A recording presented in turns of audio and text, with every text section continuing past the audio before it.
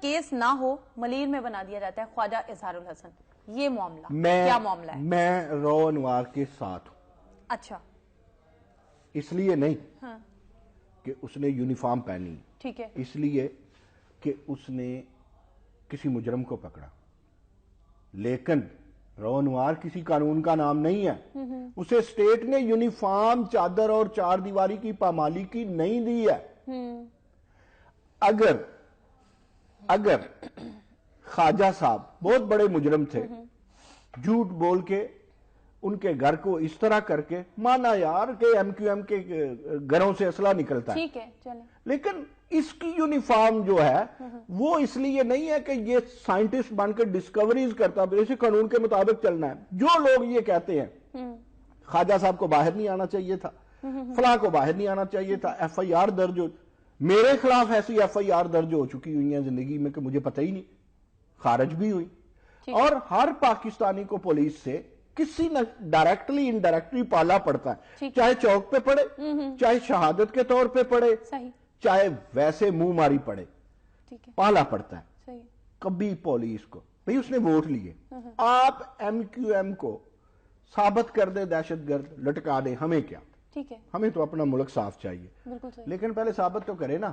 رو انوار کے وہ کہتے ہیں نا، ایک پنجابی بڑی ذہن میں آ رہی، نانی قسم کیتا برا کیتا کر کے چھڑ دیتا اور برا کیتا۔ مجھے یہ بتائیں اب وہ کس کیپیسٹی میں، وہ معطل ہے نا، لیڈر کیوں بن رہے ہیں؟ انہوں نے دیکھا نہیں سابق چیف جسٹس افتخار چودھری، جن کی Democrat justice and democratic party ہے، کتنی کو بڑی پارٹی بن گئی ہے، یونیفارم کا تقدس ان کے نام کے ساتھ آتا ہے، وہ معطل ہوئے ہیں، وہ بحال ہو جائیں گے۔ کیا سیاست شروع، انہوں نے مراد علی شاہ کے مقابلے پہ الیکشن لڑنا ہے یا وزیر اعظم کے مقابلے پہ لڑنا ہے؟ یا میں ایک بات بتاتا ہوں، مجھے پتہ ہے ٹائم تھوڑا رہ گیا، بہت بڑی بات آج میرے ذہن میں آ گئی۔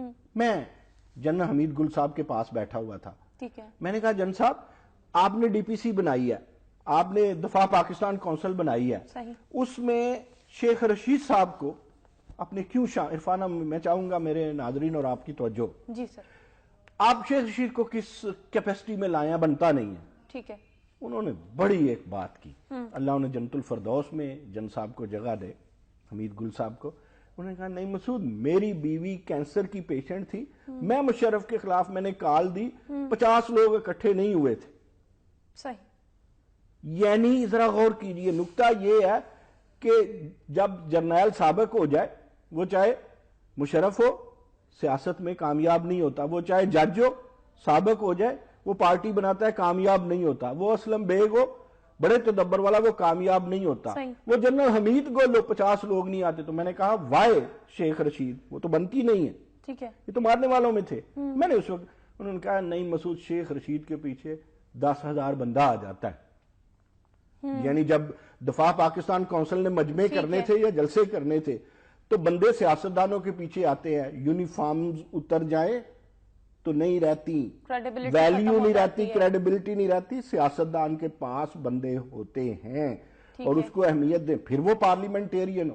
بھئی یہ فیصلہ کس نے کہا ہے رو انوار نے کرنا ہے کہ وہ کتنا بڑا مجرم ہے، کتنا بڑا چھوٹا ہے، کوئی عدالت سے لے کے گیا؟ ممکن ہے میں بھی قانون کو نہیں جانتا ہوں، میں بھی کچھ غلط کہہ رہا ہوں، لیکن سب کچھ وہ ٹھیک۔